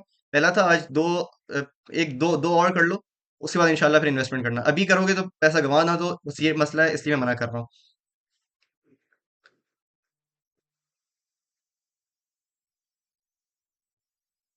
यही मैंने बताया कि अभी दो सेशन कर लो पहले लर्निंग के, उसके बाद फिर इन्वेस्टमेंट करना, क्योंकि क्रिप्टो इंडस्ट्री ऐसी इंडस्ट्री है जो कभी खत्म नहीं होती, जो हमेशा ऊपर की तरफ जाते रहेगी। 2000 अभी बहुत सारी बातें करनी है, 2034 में क्या होने वाला है, 2032 का क्या एम है, क्या गोल है, सब बताऊंगा मैं। या तो इसे नहीं करना है। यार मेरी इंस्टा ये पर्सनल सवाल है वैसे। खैर यार अलग से पूछ लेना, मसले वाली बात नहीं है। ठीक है फिर आज का सेशन खत्म करते हैं। इंशाल्लाह फिर नेक्स्ट में मुलाकात होती है। मेरी ट्रेडिंग ऐसे वो लिख लो यार, इंस्टा वो भी लिख लो, इंस्टा भी लिख ही लो। अब्दुलरहमान आजम, अब्दुलरहमान स्लैश आजम स्लैश वन। यस सर, बोले बोले सर। अच्छा अब्दुलरहमान, मैं थोड़ी देर के लिए काम से गया हुआ था, सेशन मुकम्मल हो गया? यस सर, बस कंप्लीट कर रहे हैं। कैसा गया? कंप्लीट हो गया सर, कंप्लीट हो गया, खत्म। अल्लाह हाफिज कह रहा हूँ। अच्छा, सही है, चलो अच्छा सेशन रहा, लोगों ने रिस्पॉन्स वगैरह बाद में भी दिया ना? जी जी। चलो ठीक है, तो बहुत अच्छी बात है। सही है, बाकी जो नेक्स्ट सेशन वगैरह होगा वो डीएससी के पेज पे इसकी पोस्ट वगैरह भी चल जाएगी, तो वहाँ से भी आप लोग देख सकते हो। जिसने अनाउंसमेंट ग्रुप से ज्वाइन किया है उसको तो पेजेस का पता होगा, और जिन्होंने किसी और जगह से ज्वाइन किया है तो वो भी ज्वाइन कर लें अनाउंसमेंट ग्रुप, ताकि क्योंकि इसमें सिर्फ इसी से रिलेटेड नहीं, बाकी भी टेक्नोलॉजी से रिलेटेड भी जो सेशंस होते हैं ना, उसके बारे में भी अनाउंसमेंट आती रहती है। मैं अनाउंसमेंट ग्रुप का लिंक का लिंक क्या है, अनाउंसमेंट ग्रुप की लिंक भेज देता हूँ, वो ज्वाइन कर लो जिसने नहीं किया हुआ। और वहीं पर जो है वो सोशल्स भी आपको मिल जाएंगे, वहाँ से उनको भी आप फॉलो कर लेंगे। ये हो गया कॉपी लिंक। हाँ ठीक है ब्रो, आ जाना, मसला वाली बात नहीं है, व्हाट्सएप पे बात कर लो, मसला वाली बात नहीं है। और कोई चीज़ किसी को पूछनी है व्हाट्सएप पे भी तो पूछ लेना आप। I am always there. Yeah bro कर लो, मसले वाली बात नहीं है। जस्ट सिखाने के लिए हूँ मैं भी, मैं सीखने के लिए हूँ मैं भी। आप लोगों के साथ सबके साथ सीख ही रहा हूँ। इंशाल्लाह फिर मिलते हैं नेक्स्ट वीडियो में, नेक्स्ट सेशन में। इंशाल्लाह मुलाकात होती है, तब तक के लिए गाइस खुश रहो। अमीर बनने का मतलब अमीर बनने की कोशिश करते रहो, नई नई चीज़ें सीखते रहो, इंशाल्लाह बहुत आगे जाएंगे मिलके। नेक्स्ट सेशन के लिए आपसे मिलते हैं नेक्स्ट सेशन में, तब तक के लिए अल्लाह हाफिज़। दुआ में याद रखना, अपना ख्याल रखना। अल्लाह हाफिज़।